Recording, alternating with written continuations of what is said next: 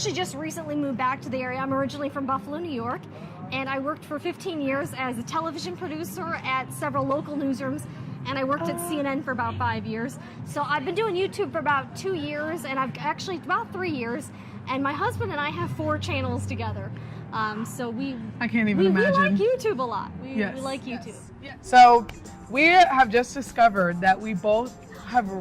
I was telling Jen some of my new video ideas, and I was like, I totally want to do a video on the new Netflix series Insatiable with Debbie Ryan, because it's getting a lot of hate. And I was like, I actually kind of liked it. Like, I kind of loved I agree. it. I binged really it in loved 2 the days. show. I binged it in 2 days. So, it's like, I loved it. So we're going to talk about if we think it's offensive or not. Yes, I think we definitely need to do that. I'm going to look up some of the things that people are saying about it.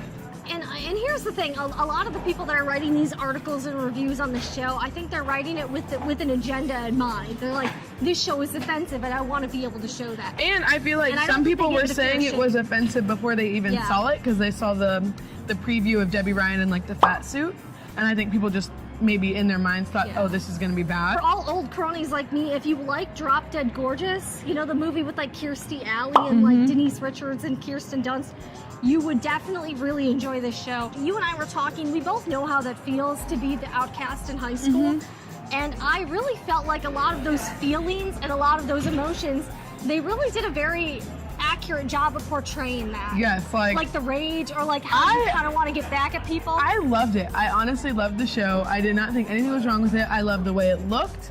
I thought it was a pretty image to look at visually, like the bright colors, the costumes. The cinematography was good. I just liked that part of the show, and I liked the dynamic, all the characters. Also, Alyssa Milano is in it from Who's the Boss, like Charmed and stuff. Yes, Charmed. That's how I recognized her. I just thought that was a nice addition. Yeah. And it's hilarious. There's dirty comedy, there's sick comedy, it was very funny, dark comedy, and I don't think there's anything to get offended about, especially as a plus-size girl who has lost weight and who hasn't been as happy as she was when she was bigger. And that's kind of what she talks about. It's not like one of those typical where they kind of make it, oh, you lose weight and your life is just better. Your life is awesome. Yeah, and as we saw from the season 1 ending, her life was definitely not awesome. Yes, we don't want to give away too many spoilers, but from a 21-year-old and from a 36-year-old who... I gave it 2 thumbs up. We both appreciate it. 5 stars. I think the dark comedy in it was really well executed. I thought the writing was actually pretty sharp. There was also diversity. We were talking, there's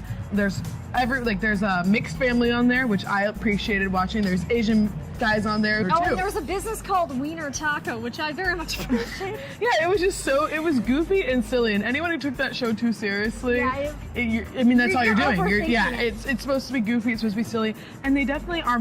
They're making fun of the fact that the characters are dumb.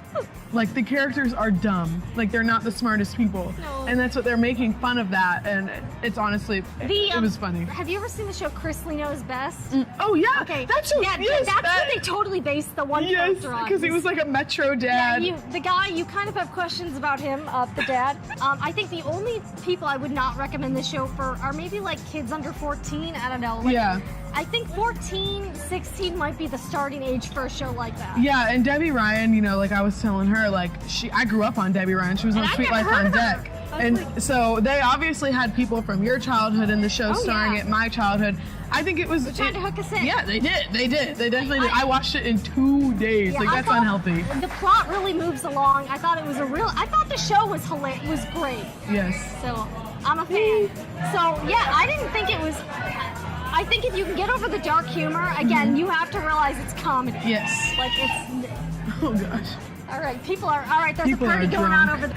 These people got day drunk. I mean, it is Thirsty Thursday, so... Yeah, why aren't we getting day drunk? I know, because it's... you want to say hi? We don't want to get dehydrated. We're vlogging. What's up? Hello. Yeah, come down. Drink lots of water. Drink lots of... Thank you for the hydration tips, sir. We're making friends in Tampa. Yes, he gave us some tips on... Life tips. All right, I also want to share some tips for the ladies out there for your channel as well. We were talking about where to meet guys, and here are some places I think are very underrated. Okay, number 1, Home Depot. Because you get guys that are really useful and know how to do things, or at least have an interest in learning how to do things. Check me in the Home Depot. Yeah, Home Depot. Trying to find guys. Go to the lumber section in particular, or the tool section, and Bass Pro Shops. I saw a lot of dudes there, and they looked pretty rugged. So I think that would be a good spot to meet guys. Good tips from Jen, guys. Yeah, Bass Pro Shops and You're gonna see a Home bunch of Depot. guys just walking around. You could vlog there and try to meet some people. That would be a good idea. Yes. So, yeah, guys, that is gonna be all for today's video. Thanks, guys.